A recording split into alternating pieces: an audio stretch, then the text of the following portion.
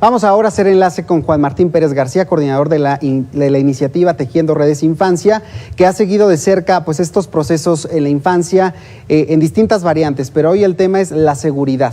Juan Martín, muchísimas gracias por estar con nosotros. Muy buena tarde, gracias por esta oportunidad y sobre todo por mantener presente a niños y niñas y tristemente la violencia que están sufriendo. Hay que visibilizarlo. Datos del INEGI en la última década, 3.5 niños asesinados diariamente.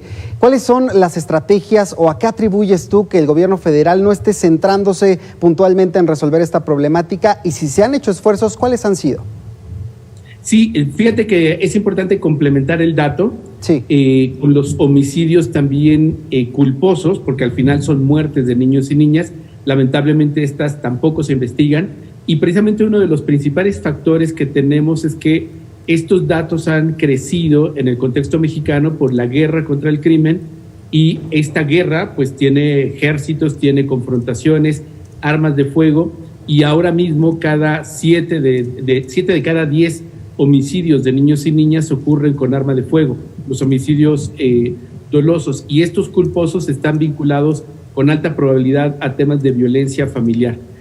Hay otro componente, además de la guerra, y es el alto nivel de impunidad.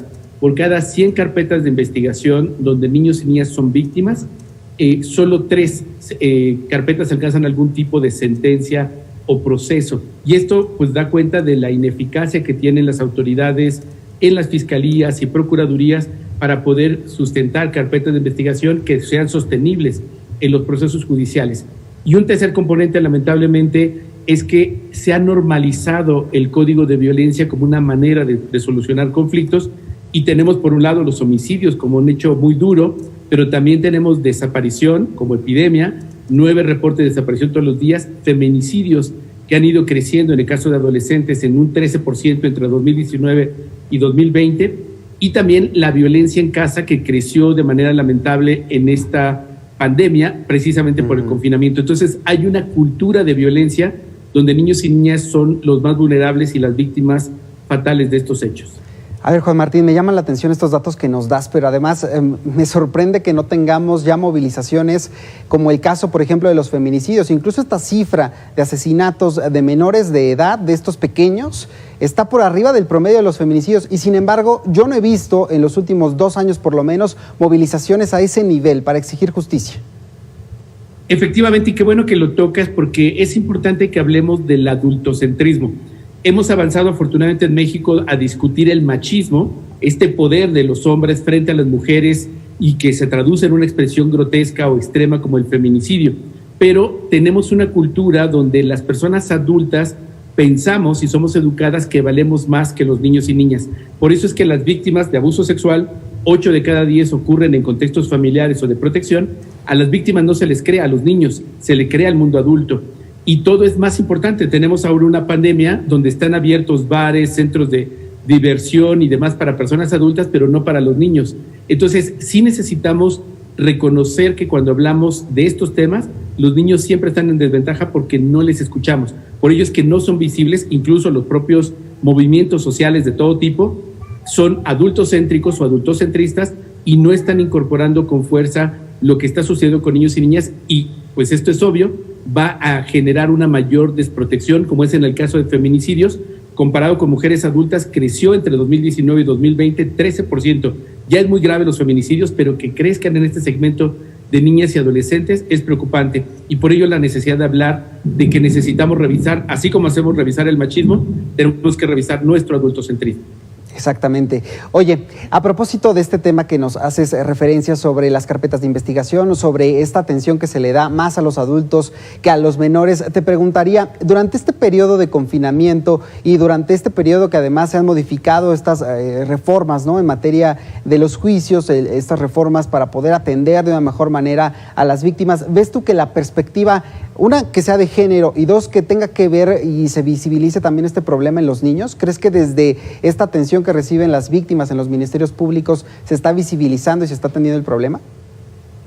No, lamentablemente no. Hay que decir que las autoridades siguen de esta visión adultocéntrica, machista y bastante vieja, viendo no solamente negando a las personas y los hechos, sino ven carpetas, ven un número de oficio y esto pues va a permear lamentablemente la actuación de las autoridades, y que se hace por un lado poco atractivo para las personas víctimas continuar en los procesos, al mismo tiempo de que los grupos criminales o incluso los propios delincuentes que cometen cualquier agresión hacia niños y niñas o mujeres saben que van a encontrar cierta complicidad institucional por burocracia, por falta de sensibilidad y por incluso corrupción. Y un elemento también lamentable es que más allá de lo que se dice en palabras, los indicadores siguen siendo concretos. No se tiene personal calificado, no se cuenta con presupuesto suficiente y lamentablemente no se da seguimiento a los casos. Les pongo un ejemplo muy doloroso. Recordarán que el año pasado, en enero del año pasado, la niña Fátima fue víctima de desaparición, tortura, feminicidio. Se cometieron muchos descuidos en la fiscalía y eso significaron filtraciones, malos tratos a los presuntos responsables que fueron detenidos, una pareja, y que hace un par de semanas lograron un amparo y corremos el riesgo de que puedan quedar en impunidad porque se actuó mal. Entonces es súper importante insistir que cuando hablamos de estos temas tan dolorosos, la actuación tiene la obligación de hacerlo, la autoridad tiene la obligación de hacer actuaciones pulcras, muy cuidadas para garantizar que los responsables efectivamente tengan una sentencia y no se ven beneficiados con la impunidad, porque si no se nos olvidan, todo el mundo se indignó con la niña Fátima, pero ya se nos olvidó y corremos el riesgo que estos sean liberados por errores de las autoridades. Uy, gravísimo esto.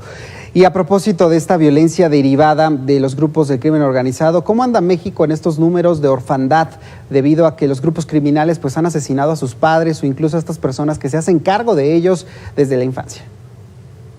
Lamentablemente no hay un dato oficial. Desde el Sistema Nacional de Protección Integral de Niños, Niñas y Adolescentes, el CIPINA, en abril de 2019 se reconoció la necesidad de tener un padrón precisamente de niños y niñas víctimas del crimen. Esto no ha sucedido, sigue estando pendiente el padrón de niños y niñas hijos de víctimas de feminicidio, seguimos teniendo pendiente el padrón de niños y niñas en orfandad por COVID.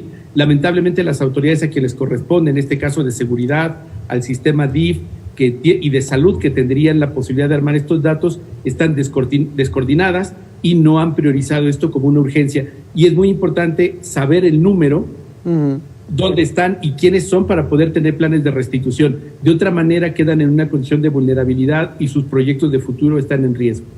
Juan, te agradezco mucho estos minutos como siempre. Te mando un fuerte abrazo y gracias de verdad por darle seguimiento a estos temas. Muy buen día. Gracias. Ahí tiene usted estas conversaciones que podrá recuperar en todas nuestras redes sociales.